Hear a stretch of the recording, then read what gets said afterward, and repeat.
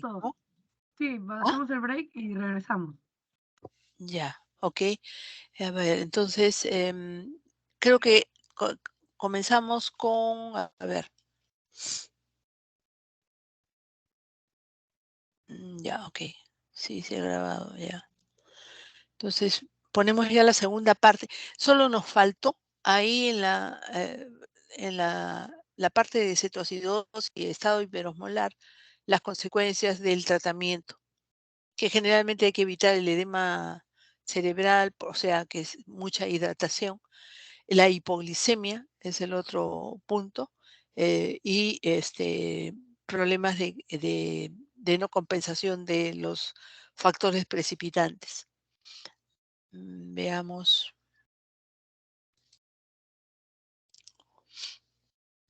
La clase de esa clase más larga.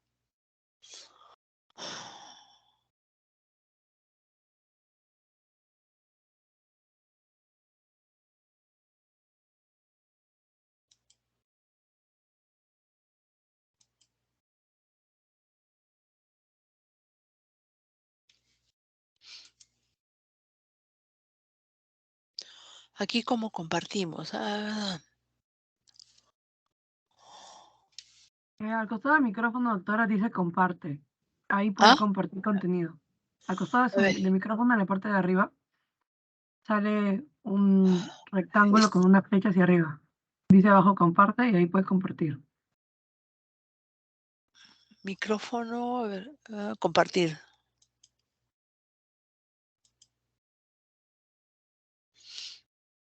¿Qué pasó?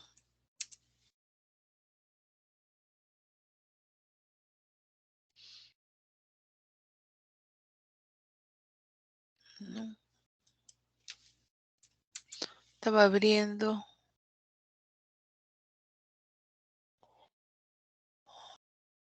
Compartir. Mm,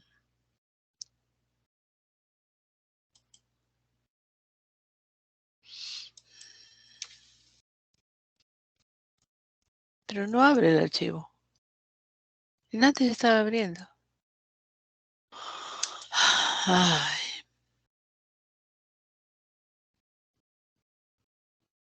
no puede compartir nada en ese momento. ¿Por qué?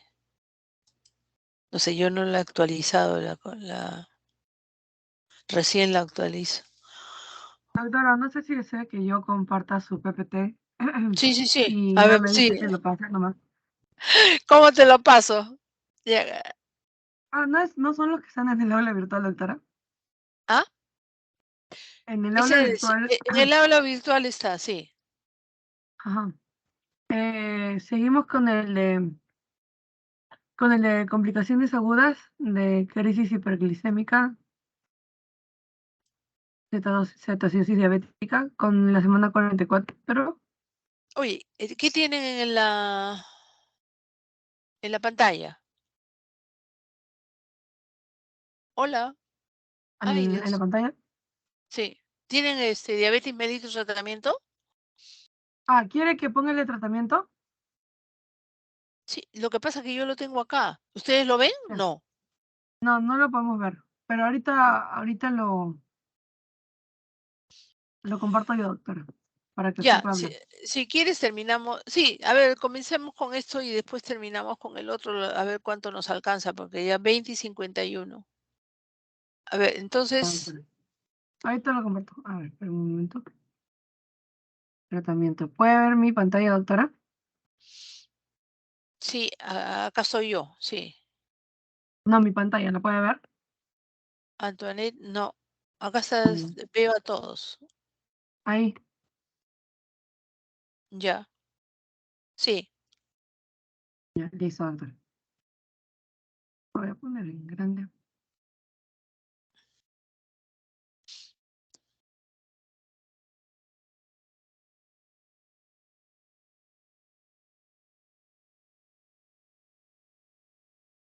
ya. 20 y 52. Bueno, comenzamos con la parte de terapia médica nutricional. Lo que pasa es que ahí tú me ayudas porque Mira, esta es una presentación bastante larga. A ver, ya se pasó.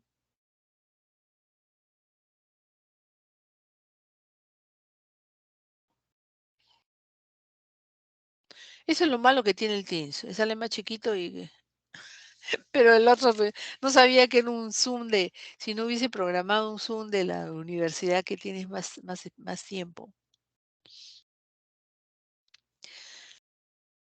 A ver, ¿me escuchan? ¿Sí? Sí, se escucha. Ya. Entonces, bueno, vamos a hacer la parte del tratamiento de diabetes mellitus. Pacientes que van a consulta para el tratamiento. Generalmente, aquí el título de esto es terapia nutricional versus terapia farmacológica.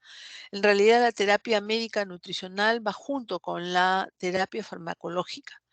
Y la terapia médica nutricional es digamos, el soporte desde el punto de vista de la alimentación y la actividad física que tiene que tener el paciente. Em,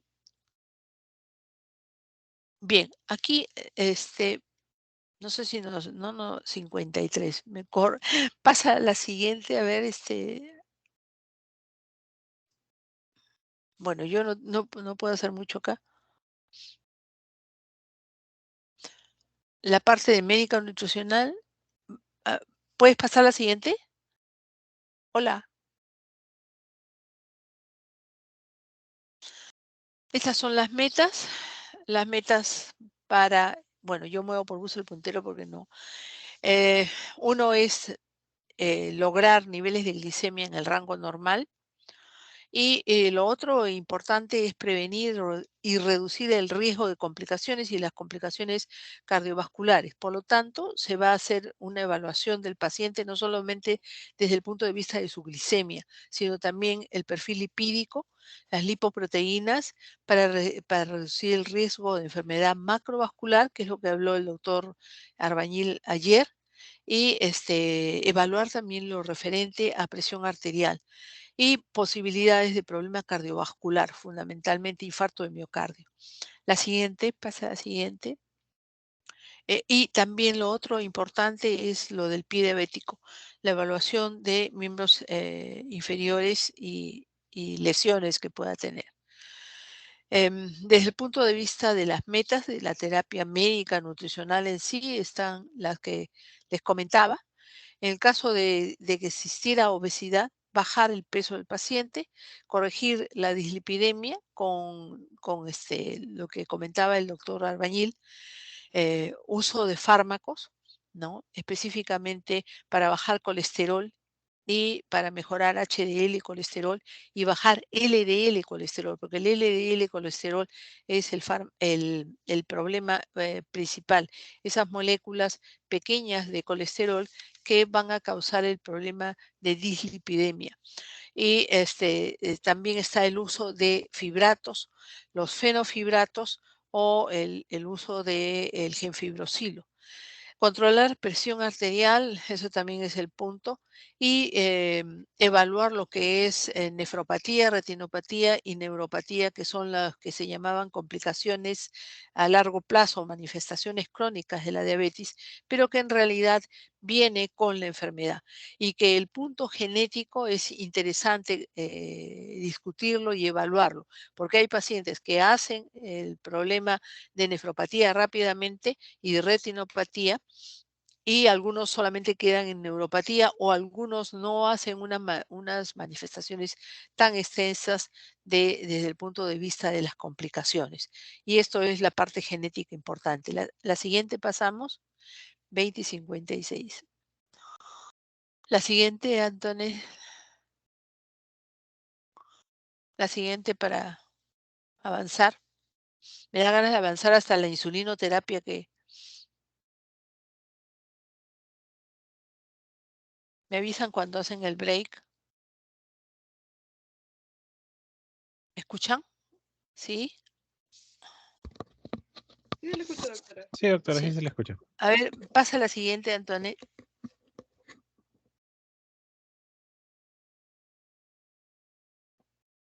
¿Se estancó?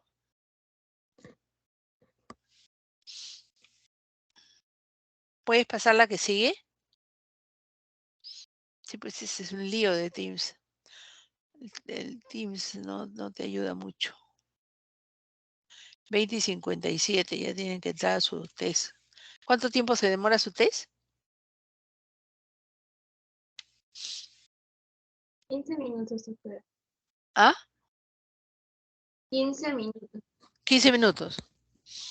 ¿Van a entrar ya? 20 y 58. No sé, Antoinette ya se fue con todo el...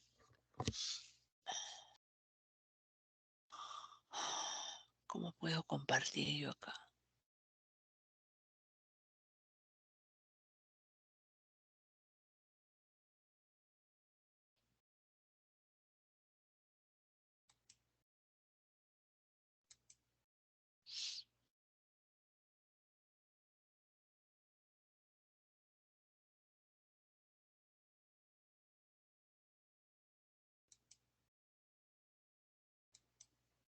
Doctora, ya no la podía escuchar, disculpe. A las Ah, 9:15 regresamos. ya, voy a tratar de... Se queda eso prendido, ¿no? Voy a tratar de compartir esto de acá, ¿ya? Sí, doctora.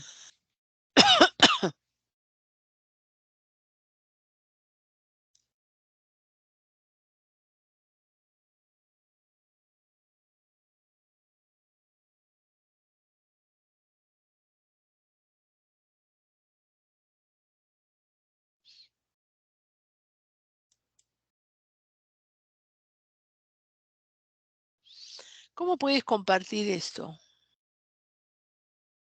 Hay que abrirlo.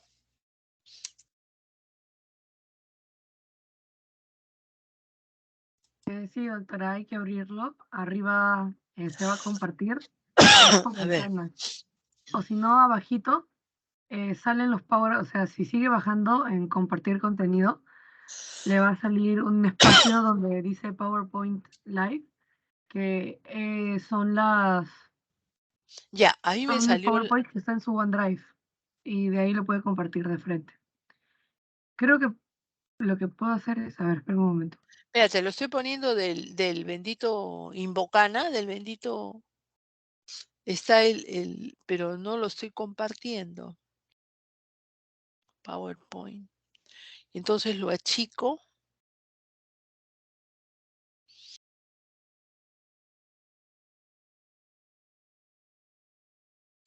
Y sale en la parte de la flecha verde, ¿no? ¿Qué flecha verde, doctora? Hay una flecha verde que dice compartir. Ay,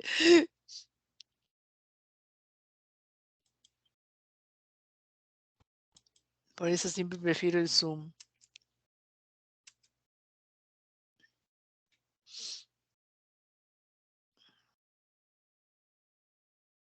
Espérate, me ha salido ahí abajo.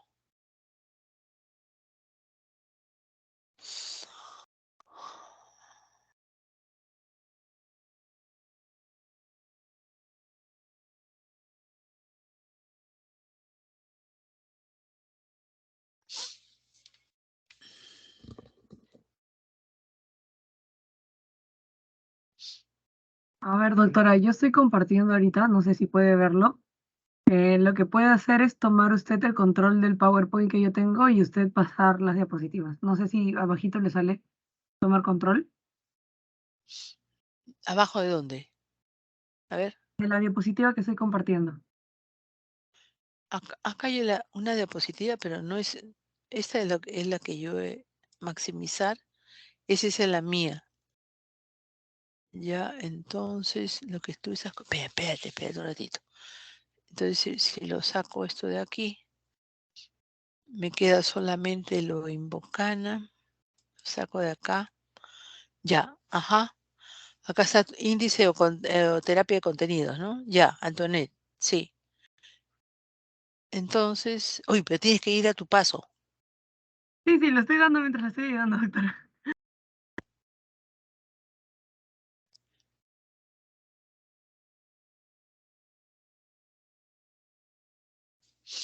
Ujú. ¿Y eso cómo lo puedo controlar? ¿Cómo lo puedo compartir? Ay, Ya está compartido. Abajito dice nomás tomar control, ¿le sale? ¿Abajo dónde? ¿En qué sitio? Ayuda, aplicación, tareas.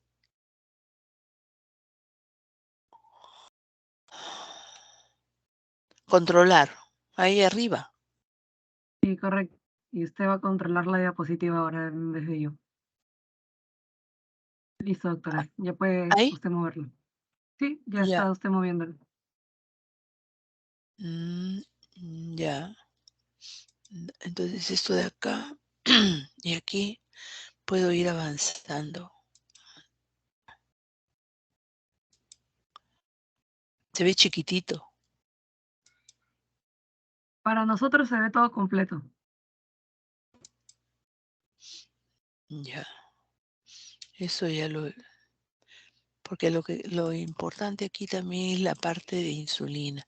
Porque esta parte de aquí de la dieta... Uy, termina nomás, te estoy interrumpiendo.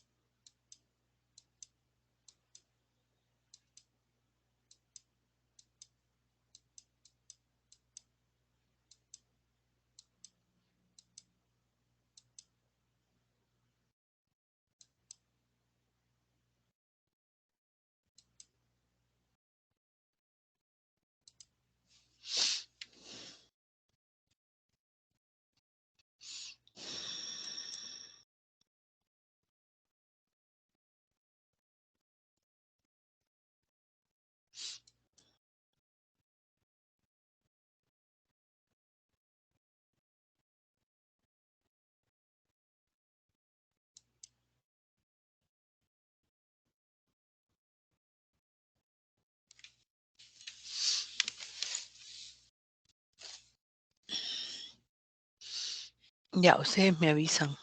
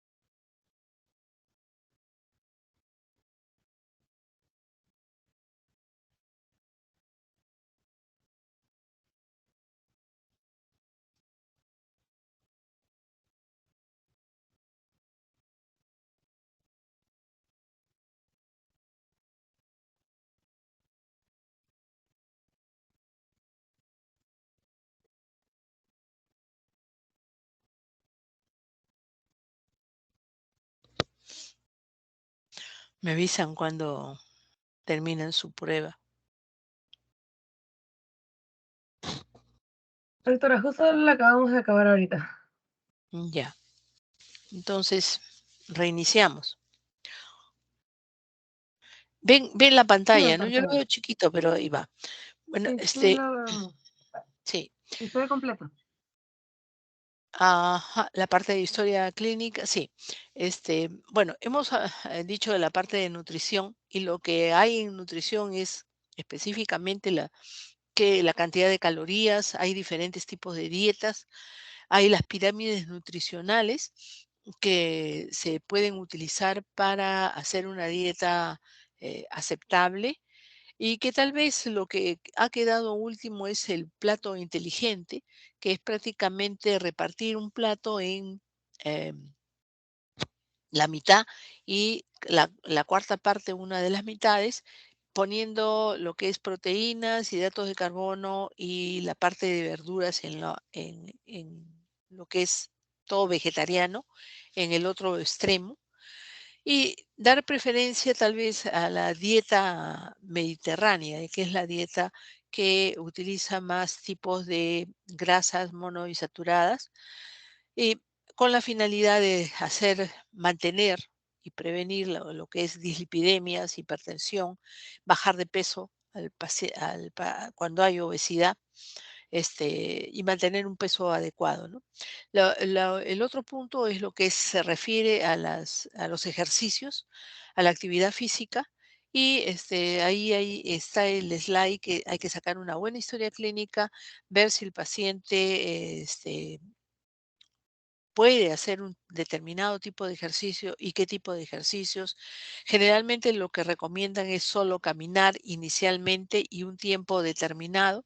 Evaluar lo que es el pie diabético, porque si hay un paciente que tiene un pie diabético, no puede hacer caminatas, ¿no? Ni esforzar eso. Evaluar la parte de complicaciones, la parte cardiovascular y tener un autocontrol de la glicemia. Si el paciente recibe insulina, hay que dar un suplemento de alimentación eh, cuando hace actividad física. Y lo otro es que esta actividad física debe ser condicionada a un programa, es lo ideal, ¿no? Y lo importante es ajustar el estado de salud y preferencias del paciente a esto que se llama programa de ejercicios en diabéticos, que a veces es un poco difícil de seguir. Bien, vamos por el tratamiento farmacológico, que es lo que quería entrar, y para la parte de farmacología lo que generalmente utilizamos es lo que es insulinas. Insulina y agentes orales e insulina. Generalmente uno comienza con un tratamiento con dieta, actividad física para bajar de peso y además utiliza metformina. Ya lo dijo el doctor Arbañil en la parte del día de ayer, eh, que se usa mucho la metformina y la metformina incluso en pacientes con el diagnóstico de prediabetes, entre comillas, incluso con el diagnóstico de resistencia a la insulina. Inicialmente, porque puede haber resistencia a la insulina y no necesariamente haber diabetes mellitus. Y esto ya tiene en cuenta los genes. Pasamos a lo que es tratamiento farmacológico y pasamos a lo que es insulinas en primer lugar. Algo nos dijo el doctor Arbañil el día de ayer, y es que el diabético cuando ¿cuánto tiene de hemoglobina glicosilada? Generalmente en nuestro país tienen de 10 para arriba. Y cuando uno habla ya de hemoglobina glicosilada de 10 para arriba, quiere decir que ese paciente debe de recibir insulina. Y si junto con eso de 10 de hemoglobina glicosilada está bajando de peso, con mayor razón para que reciba insulinas, porque nos está hablando de que la producción de insulina en un paciente de diabetes tipo 2 ya está llegando a lo mínimo y tiene un déficit. ¿Por qué? Porque la hemoglobina glicosilada ha llevado a valores mayores de 10, 11 y es la indicación de dar insulina.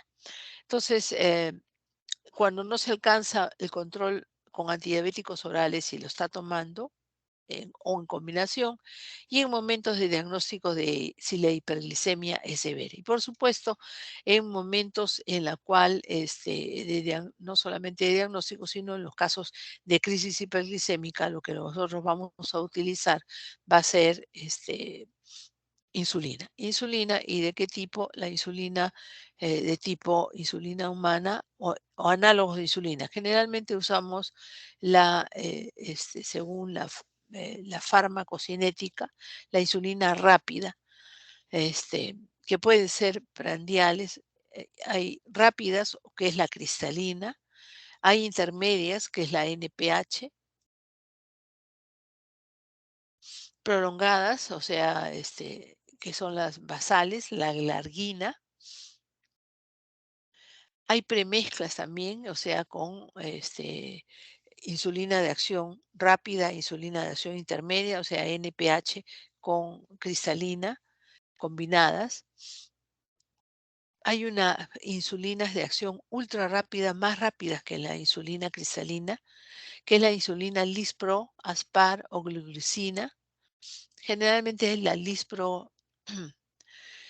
Y aquí hay que tener en cuenta el inicio de acción y el tiempo de acción de cada una de esas insulinas. Estas insulinas ultra rápidas, que son análogos de insulina, se utilizan generalmente previo a las comidas y son más utilizadas por el paciente con diabetes tipo 1. No nos olvidemos que el paciente con diabetes tipo 1 carece de insulina, de producción de insulina, y por lo tanto necesita aplicarse insulina antes de los alimentos para metabolizar los alimentos y en cualquier momento en que la glicemia estuviera alta. Entonces, estas de ultra rápida son las preferidas, entre comillas, por los diabéticos tipo 1 y en realidad, ¿por qué? Porque se necesita insulina. El inicio de acción es 5 a 15 minutos. El pico máximo de estas insulinas, 45 a 75 minutos, y la duración de acción de 2 a 4 horas. Tenemos la otra rápida, que es la regular o cristalina, que es la que usamos para crisis hiperglicémica. Inicio de acción 30 minutos aproximadamente. Y esto, si lo vamos a dar antes de los alimentos, se le indica insulina cristalina, 5, 10 o 15 unidades, como ustedes vean, media hora antes de los alimentos, por el tiempo de acción. El pico máximo es de 2 a 4 horas. La duración es de 5 a 8 horas para la cristalina o rápida. La otra insulina es la insulina NPH de acción intermedia, que va a durar, o sea que lo ideal es ponerlo cada 12 horas. El inicio de acción de este tipo de insulina es a las 2 horas, su pico máximo es a las 4 o 8 horas y la duración es de 12 horas. Entonces, esta insulina NPH, que es la más antigua y la que en realidad se usa más porque el CIS, el Programa de Atención de Salud, da este tipo de insulina, NPH, para usar cada 12 horas. Por lo general, se divide la dosis, 2/3 partes en la mañana y 1/3 de la dosis, por ejemplo, 8 de la mañana, 8 de la noche. La otra insulina es una insulina lenta que puede ser la Detemir, esas ya son análogos de insulina. Aquí es el inicio a las 2 horas, no tiene un pico de acción. La duración es de 12 a 18 horas. Esta de Temir o Levemir generalmente la usan en gestantes, gestantes con que ya lo comentó el doctor Arbañil, no es muy bueno porque progresa mucho la retinopatía en pacientes diabéticas la gestación. El otro tipo de insulina es esta insulina glargina, yo estoy señalando de 100. Esta insulina es una insulina, el nombre comercial es Lantus, Abasaglar o Basaglar. La duración es de 20 a 24 horas y es aplicación una sola vez y no tiene pico. Es como usar una base de insulina. Normalmente nosotros producimos insulina como una basal y podemos agregarle bolos de insulina rápida o de insulina ultra rápida que pueden ir junto con los alimentos. Eso forma un esquema que se llama basal bolo. Se da una insulina de acción lenta o ultra lenta que no tiene pico y que va a durar, en teoría, ideal es 24 horas, más o menos dura 18 horas. Ha mejorado este tipo de insulina glargina que no tiene pico y que generalmente no se da mezclada con los otros tipos de insulina, sino se da en una sola dosis. Viene en lapiceros con una cantidad que es graduada por el lapicero y entonces y con agujas especiales que hasta cierto punto dan una comodidad al paciente para aplicarse la insulina. Hay otro tipo de insulina, que la primera que salió fue la Lantus U100 o la Basaglar, que es la copia de laboratorios Lilly. Después salió la U300, que es la Toujeo del mismo laboratorio Ventis, con una duración de acción un poco más larga, de 36 horas. Después salió otro tipo de insulina en pacientes que es la Tresiba 100, que tiene una acción de 40 horas. Esas insulinas generalmente se aplican solas, o sea, no se aplican combinadas en una sola carga, sino por aparte. O sea, esto se da en un momento y se puede asociar a cristalina o a lispro o a ultra rápida con los alimentos.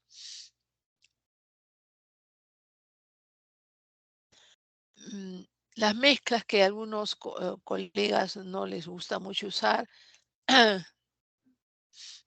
es con regular y NPH, o sea, en una sola presentación. Y tienen doble pico. Hay pacientes que van muy bien con estas mezclas de insulina humana regular más NPH. Es el Humulin 30-70, 30% de cristalina, 70% de NPH. Y con análogos de insulina está también una combinación de la ultra rápida con una insulina intermedia.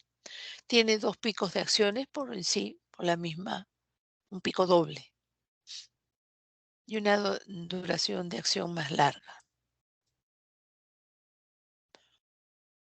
¿Cuándo vamos a implementar insulina? En diabéticos que no logran controlar la glicemia, en diabéticos que bajan mucho de peso, se puede usar y tenemos que agregarle insulina al fármaco oral. Generalmente se comienza este tipo de insulina NPH con 10 unidades o 0.2 unidades por kilo, antes de acostarse en algunos casos o en la mañana. La galarguina también se puede usar con la misma dosis y eso sí necesita monitoreo de glicemia. Es importante.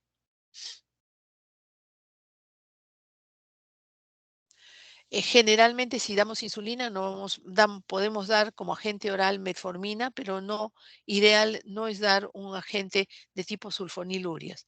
Las sulfonilurias son agentes que bajan la glicemia, puede producir hipoglicemia y demasiado y causar algo que también el riesgo de hipoglicemia es importante considerarlo, que también es considerado en el paciente diabético como un riesgo como una cetoacidosis diabética, o sea, como un problema de emergencia si hay una hipoglicemia. Y las sulfonilurias, que es un fármaco que ahora lo vamos a hablar, puede darnos hipoglicemia. Para el inicio de tratamiento con insulinas, el peso del paciente es importante.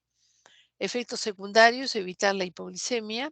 El costo del tratamiento, la NPH es la más barata, pero hay que tener en cuenta la hipoglicemia que puede producir. Considerar la respuesta de hemoglobina glicosilada a largo tiempo. La hemoglobina glicosilada va a evaluar la glicemia 2 meses o 3 meses antes de, si tenemos una hemoglobina glicosilada en 10 el día de hoy, quiere decir que 2 meses o 3 meses antes, al día de hoy, la glicemia postprandial sobre todo ha estado descompensada en ese paciente. Hay diferentes esquemas y el punto es que lo máximo que podemos evaluar de postprandial es 180 miligramos por decilitro. El monitoreo de la glicemia pueden hacer ustedes, un simple monitoreo es en ayunas, 2 horas después del almuerzo y antes de la cena, antes de acostarse. Ello nos va a dar una idea de cómo ha ido los niveles de insulina y el uso si necesitamos otro tipo de fármacos. Este es otro fármaco que ya lo comentó el doctor Arbañil, el análogo de GLP-1, que se usa sobre todo los cardiólogos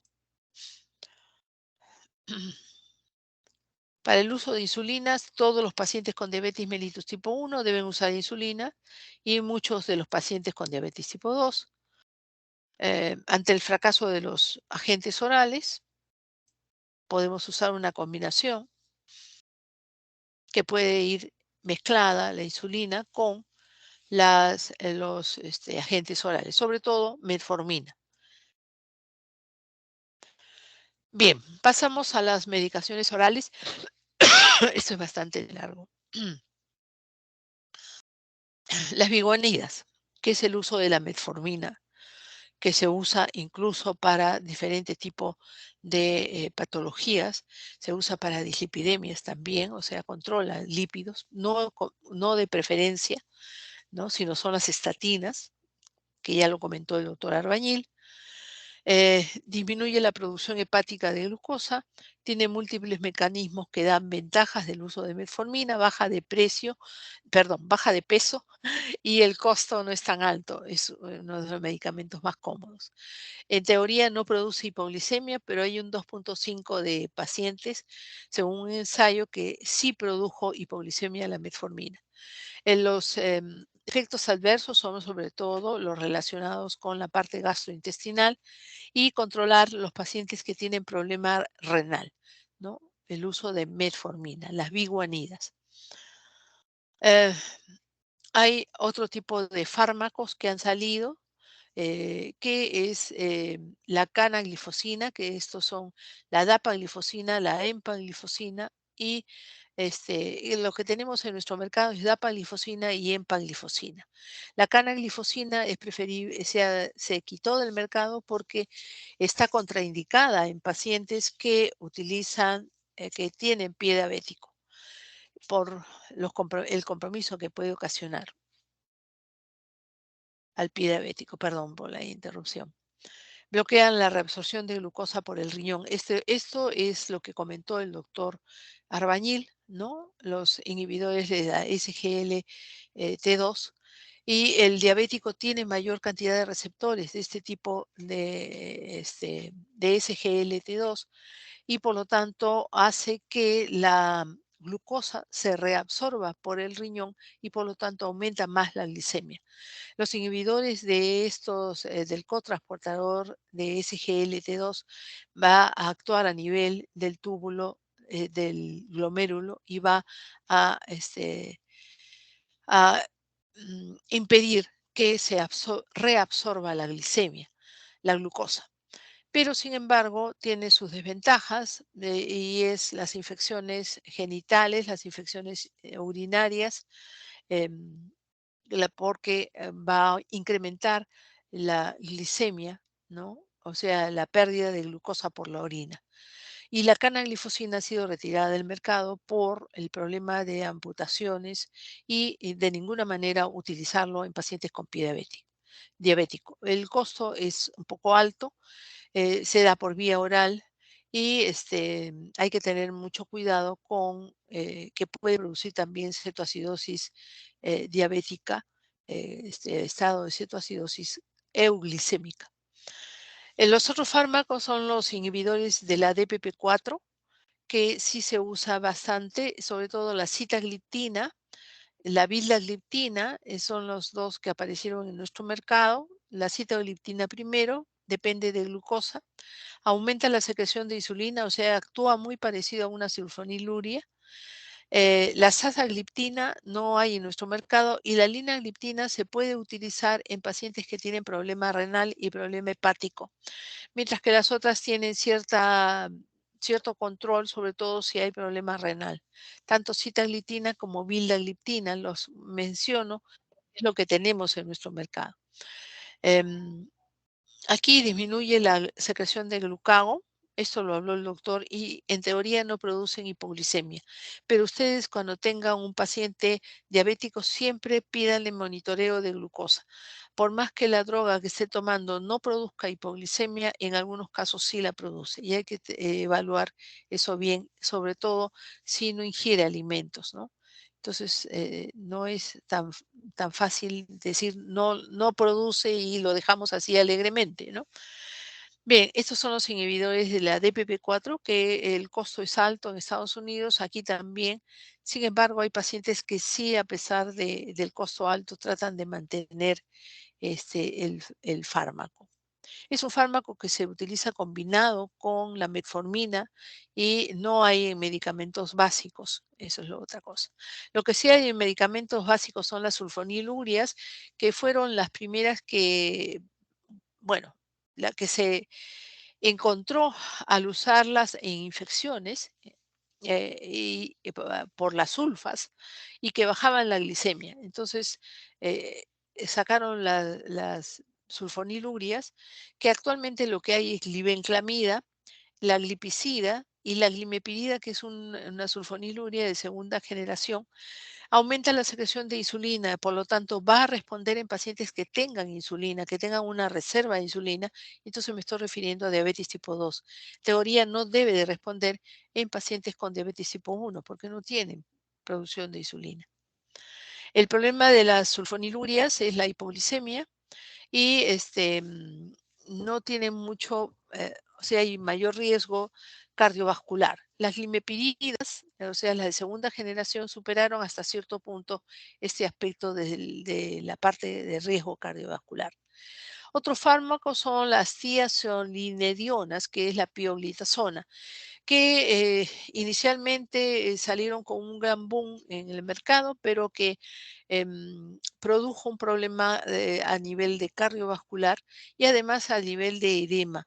La pioglitazona produce edema a nivel de mácula y por lo tanto disminuye pero solamente por un momento, disminuye la visión, pero esto no es agradable para nadie y por lo tanto no se usa mucho, además del costo.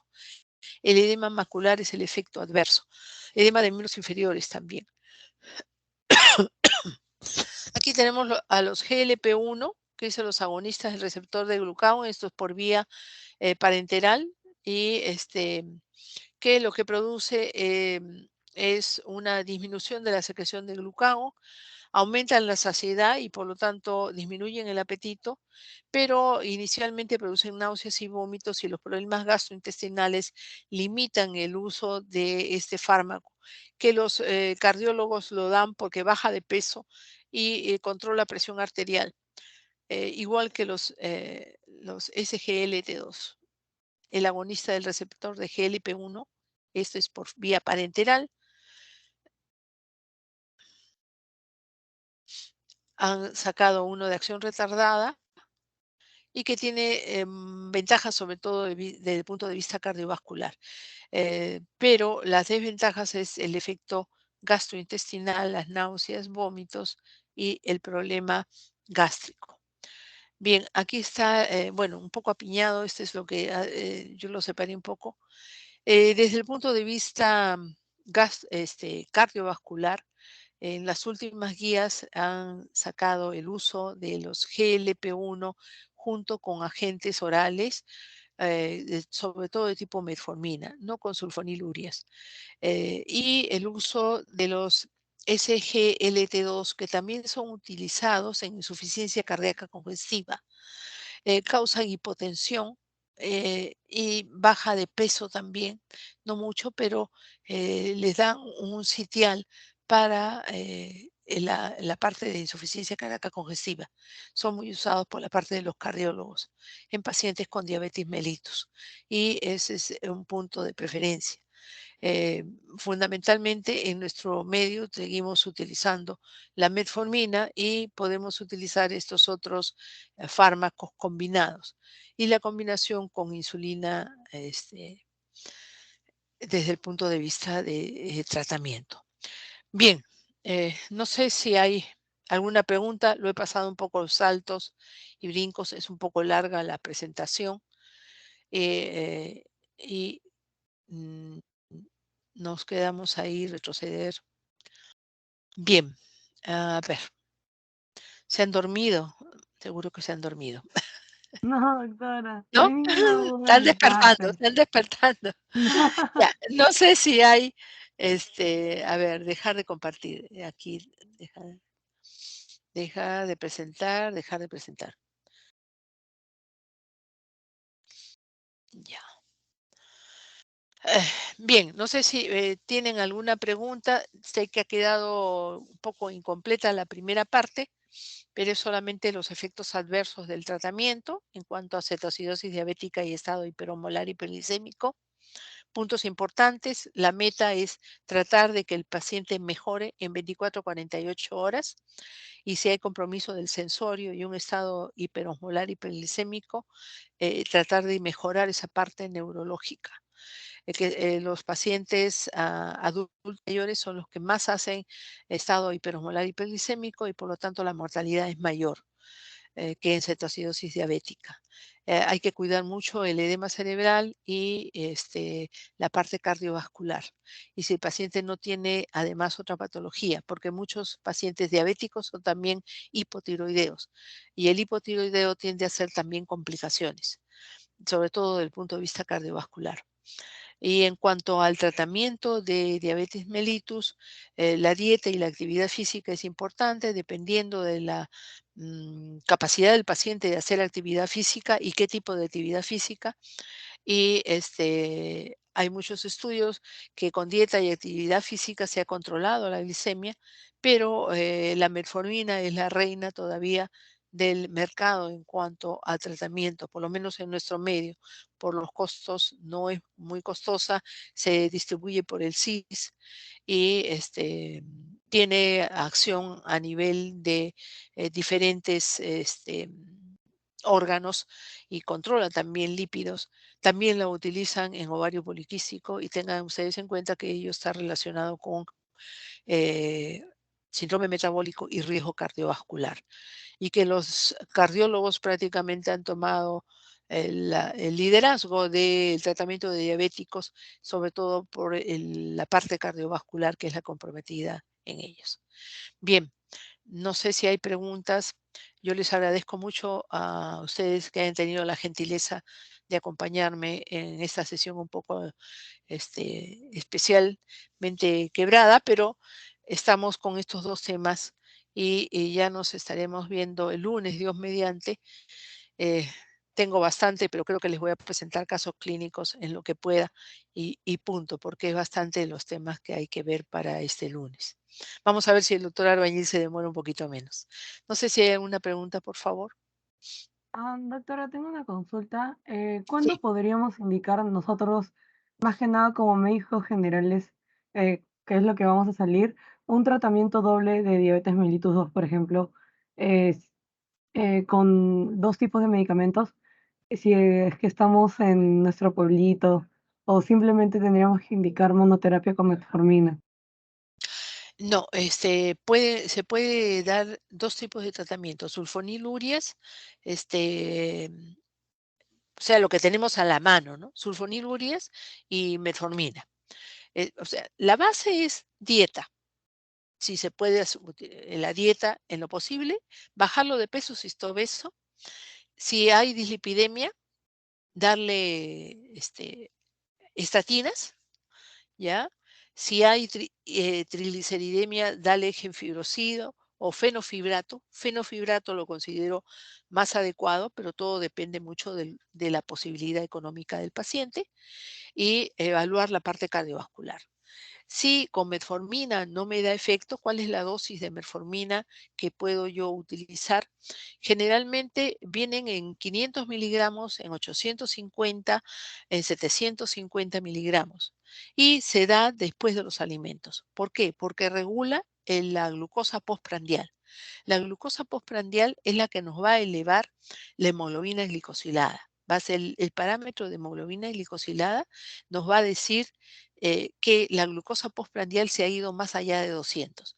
Por ejemplo, nosotros podemos tener un paciente que viene con una glucosa de 120 en ayunas, ya, pero si ese paciente hace una glicemia postprandial más de 200, quiere decir que su hemoglobina glicosilada, que evalúa 2 meses antes del momento que le hemos tomado la muestra, va a estar alta, ¿ya?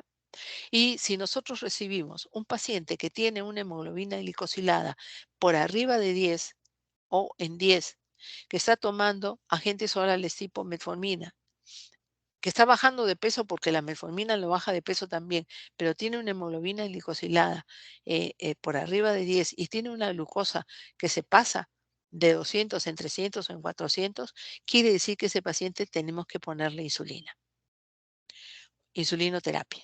¿Y qué insulina podemos utilizar? Podemos comenzar con NPH, ponerle 10 unidades, por ejemplo, dependiendo del peso del paciente, comenzar con 10 unidades una vez al día, que puede ser en las mañanas. Algunos esquemas lo ponen en la noche, pero personalmente prefiero las mañanas porque quiero ver qué va a pasar con esas 10 unidades. O si no, si el paciente tiene medios económicos, comenzar con una insulina glargina o de efecto prolongado, ¿no? Una Lantus U100, que lo vamos a dar una sola vez. Y mantenemos nuestra metformina. Y pedimos un monitoreo de glicemia al paciente. ¿Qué cosa es un monitoreo? Cómprese un glucómetro con sus tiritas y hágase usted y escríbalo en un papel o en una libreta, ¿no? Glicemia en ayunas, 8 de la mañana o a la hora que se levante. Una glicemia postprandial. Ese es el más sencillo, 2 horas después de almuerzo o 2 horas después del momento que come más. Y una glucosa antes de acostarse, antes de la cena o antes de acostarse, para ver cómo va su glucosa en el día. Según cómo vaya su glucosa en el día, nosotros podemos utilizar insulina cristalina o insulina Lispro media hora antes o inmediatamente antes de los alimentos, dependiendo si estamos utilizando insulina. Si estamos utilizando NPH, podemos ir aumentando las unidades de insulina dependiendo de cómo está su glicemia. Y lo ideal es que para NPH si vamos a dar más de 10 unidades, definitivamente lo ideal es partir cada 12 horas. 2/3 partes de NPH en la mañana y 1/3 en la noche. 8 de la mañana, 8 de la noche. Y su metformina después de los alimentos. Y vemos cómo va si el paciente se controla o no. Generalmente se controla. Si nosotros no vamos a partir dando insulina, por ejemplo, tiene una hemoglobina glicosilada menos de 10 en un 8 punto y pico, le podemos agregar una sulfonilurea. Personalmente, podría agregarse una glimepirida, una sulfonilurea de segunda generación. Una glimepirida. La glimepirida viene en tabletas de 2 miligramos y de 4 miligramos y la dosis máxima a usar es 8 miligramos. Si con 8 miligramos no funciona en bajar la glicemia, ya no podemos utilizar la sulfonilurea, la glimepirida. Ese es el término para los fármacos. O si no, si el paciente puede comprar una sitagliptina, ¿ya? O una vildagliptina, que tiene el nombre comercial en lo que tienen ustedes están los fármacos con les he pasado con figuritas con figuras de la marca comercial, porque no es por hacer propaganda a la marca comercial, sino para que conozcan el producto. Puede ser una sitagliptina, que es un inhibidor de la DPP4, que es mejor que una sulfonilurea, ¿no? Porque ha salido después. Si el paciente tiene problema cardiovascular y es un obeso que no baja de peso por nada del mundo, y estamos dándole metformina, podemos utilizar un inyectable del tipo el GLP-1. Personalmente no me gusta mucho utilizarlo, pero los cardiólogos lo utilizan, bajan de peso, pero producen molestias digestivas, náuseas, vómitos y definitivamente va a bajar el apetito y con ello van a bajar algo de peso, porque con náuseas y vómitos nadie le gusta comer. O si no, el otro es es el inhibidor de la SGLT2, ¿no? Este que bloquea la acción de esta enzima de introducir nuevamente a nivel de riñón la glucosa. Y por lo tanto, hay que tener cuidado en estos pacientes eh, si no tiene infecciones del tracto urinario de repetición y si no tiene problemas de nefropatía, porque con fracciones, o sea, de filtración disminuida, menos del 30% no deben de dar el fármaco. Y lo otro que hay que también considerar es definitivamente hay tipos de fármacos que no pueden ser usados en pie diabético porque produciría un problema mucho mayor. Entonces, si ustedes pueden utilizar insulina, tal vez la combinación de metformina con insulina si tienes la hemoglobina glicosilada muy alta. O agregar una sulfoniluria si la hemoglobina glicosilada está en valores de 8 y la paciente o el paciente no tiene problema renal, ¿no? Entonces podemos utilizar una sulfoniluria y su monitoreo de glicemia. Y regular la dieta, a veces muy bien con la regulación de la dieta y hacer un poco de actividad física nos puede ayudar. Porque hay estudios en los cuales se ha controlado, aunque es bastante difícil, pero hay estudios en los cuales se ha controlado la glicemia con dieta y actividad física. Pero no es mucho los pacientes que cumplen con esto. No sé si quedó, Antoinette, más o menos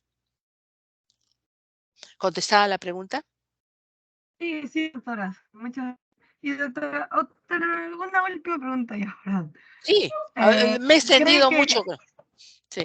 no se preocupe, ¿cree que los productos genéricos en endocrinología están bien indicados o cree que los de marca serían mucho mejor o tienen una mejor acción?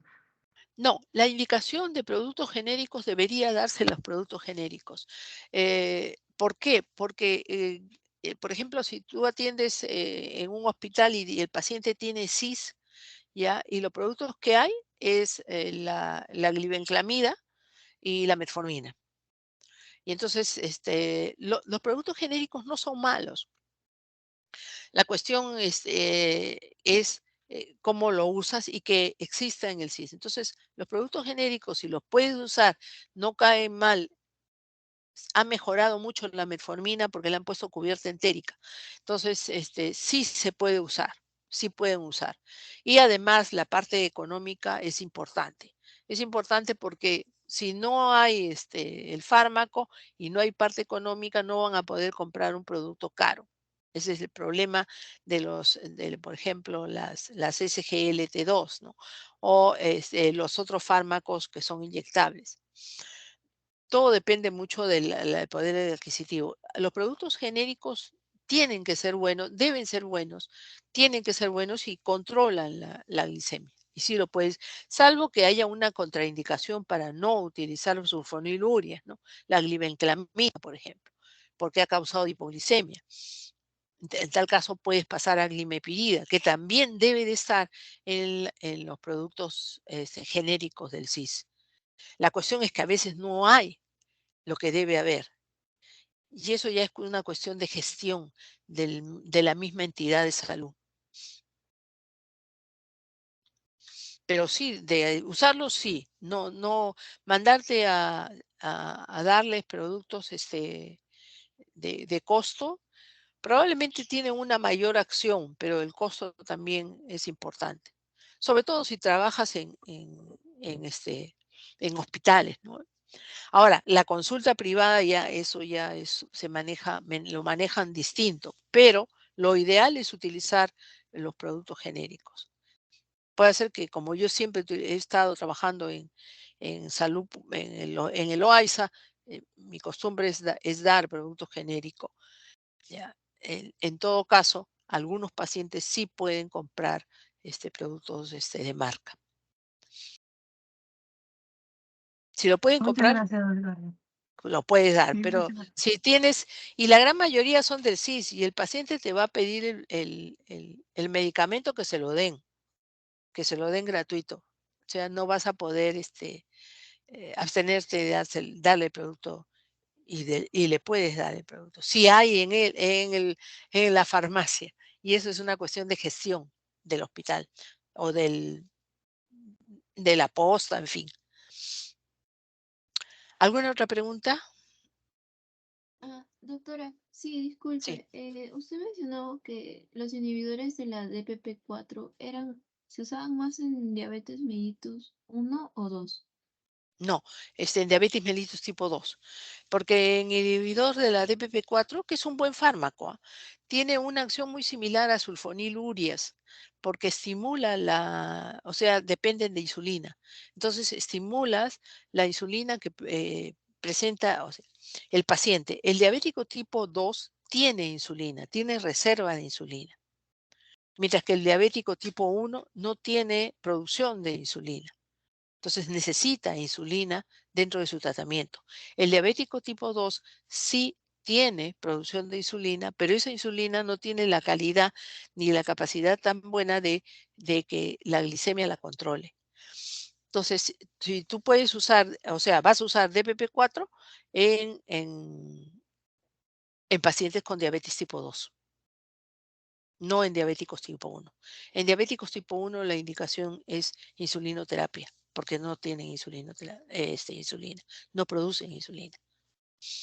En diabéticos tipo 2, sí. Entonces estimulas ese páncreas, porque es la insulina del paciente la que controla su glicemia, con la estimulación del fármaco. Ya, la metformina actúa no solamente estimulando, actúa a diferentes niveles. Si ustedes leen la parte, va a actuar en la gluconeogénesis en diferentes niveles, incluso bajando lípidos. Mientras que la sulfonilurias específicamente lo que hace es estimular el páncreas del paciente para producir insulina. Entonces, un diabético tipo 1 no tiene lógica de que si no tiene insulina vas a estimular un páncreas que carece de insulina. Ahora de ahí viene toda la variedad de diabetes que puedes encontrar y cómo ha ido evolucionando esto, ¿no? De la diabetes. No es solamente diabetes tipo 1, diabetes tipo 2, sino hay toda una serie de, de tipos de diabetes que te podría dar una reserva de insulina. Entonces, para ver reserva de insulina habría que pedir péptido C. Si el péptido C está bajo, es que es diabético tipo 1.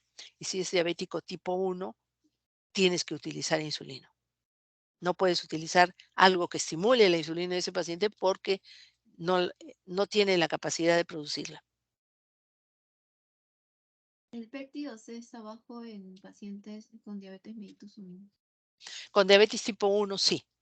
Porque el péptido C es el que te da la marca para que si produce la cantidad de insulina o no.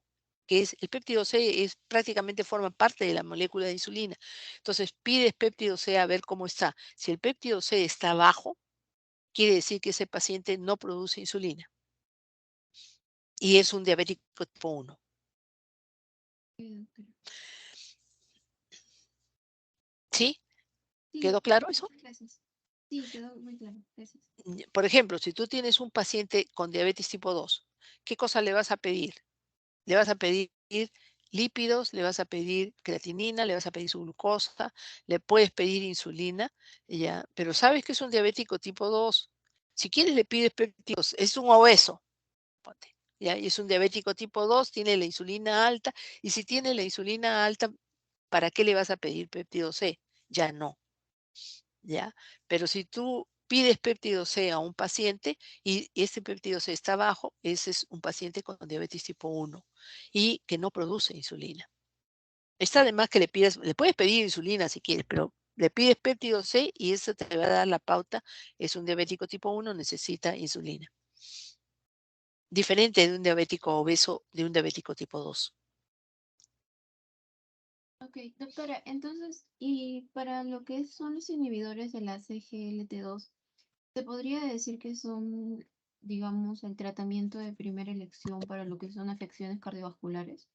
Sí, mira, el consenso, que prácticamente lo han tomado los cardiólogos, los endocrinólogos somos muy dormidos, creo. Siempre ha pasado eso. Igual pasó con osteoporosis. Bueno, pero los cardiólogos tienen su razón de ser. El consenso de los cardiólogos eh, han tomado, digamos, diabetes y problema cardiovascular. Y problema cardiovascular, insuficiencia cardíaca congestiva. Y bueno, se ha encontrado que estos inhibidores de la SGLT2 eh, te van a controlar insuficiencia cardíaca congestiva y tiene buena respuesta. Da un poco de temor porque en realidad estos te actúan a nivel del riñón, aumentan la azúcar en la orina y podría condicionar problemas de balanitis, de infecciones urinarias a repetición, etcétera, etcétera. Además, hacen orinar más y baja la presión arterial.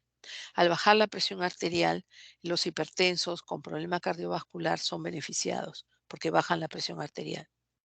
Pero si tú le das en una persona que tiene presión arterial normal, podría causarte problemas de baja de presión arterial y que se te desmaye. Y además bajan de peso, porque lo hacen orinar, ¿ya? Bajan de peso, botan todo el edema. Y si tienen compromiso de corazón derecho, también te ayuda. Hipertensión pulmonar, ¿ya? E insuficiencia cardíaca congestiva. Entonces, los cardiólogos utilizan y prefieren utilizar este fármaco y lo utilizan y también te controla la glicemia. ¿M? Ya, y lo utilizan. Y el consejo que da el consenso para pacientes con problema cardiológico diabéticos, utilizar como drogas de primera elección estas. Pero en general, los endocrinólogos, bueno, puedes utilizar ese GLT2, que es hasta cierto punto más fácil porque viene por vía oral que el GLP-1, que es inyectable y que causa esas molestias digestivas. Y los cardiólogos lo utilizan bastante, ese GLT2, con sus pros y sus contras, sobre todo si tienes problema cardiovascular. Según el consenso, es la indicación. Y según la práctica, ya el paciente, la práctica de pacientes que van a la consulta en el hospital, hospitalarios que son del CIS, se puede controlar bien con dieta, actividad física, metformina en muchos casos, ya, y hasta cierto punto los DPP4, es decir, los inhibidores de DPP4 o las sulfonilurias de segunda generación de preferencia, como la glimepirida, o la combinación de metformina con glimepirida. Más que la pioglitazona. La pioglitazona es muy cara y por otro lado, hasta cierto punto creo que ya no hay tanto en el mercado, y produce edema y edema macular. Entonces el consenso te dice que sí lo utilices, sobre todo si tiene problema cardiovascular, de insuficiencia cardíaca. O de problema de corazón derecho. ¿Alguna otra pregunta? Solo una más, doctora. Sí. Justo lo que estábamos hablando, este inhibidor de la CGLT2, ¿es el que está contraindicado para el pie diabético? Sasagliptina. Sí. Ahí no, lo que utilizas es, a ver, no, empaglifosina, sí, empaglifosina y dapaglifosina. Esos son los que están, pero no los que están en el mercado. La otra la han quitado del mercado. pero la gliptina es distinta. La sasagliptina es la que está contraindicada para el pie diabético. En pie diabético te puede causar hipotensión. Yo tendría mucho cuidado de utilizarlo en pie diabético. Sí, porque te puede bajar mucho la presión y eso tiene que ver con la parte circulatoria. ¿Cuál era el fármaco, doctora? No le escuché muy bien. ¿El contraindicado para pie diabético? ¿Mm? ¿Cuál era el fármaco contraindicado para pie Sí, diabético? sí, lo que contraindican es la sasagliptina y hay una, también tiene sus desventajas la SGLT2, ¿ya? Pero específicamente es la sasagliptina, que no hay en nuestro medio, ¿ah? No, lo han retirado del mercado. Ok, doctora. Sí, no hay en nuestro medio, lo retiraron del mercado en general. Ok, doctora, gracias. ¿Alguna otra pregunta?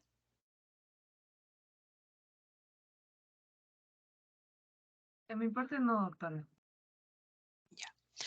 Muy bien, muchas gracias. Yo creo que estas sesiones son mejores que, que las presenciales, uno, porque hay más preguntas, dos, porque, bueno, o en la noche uno se cansa menos o ya están saliendo de- del, pero en fin, vamos a seguir con las presenciales.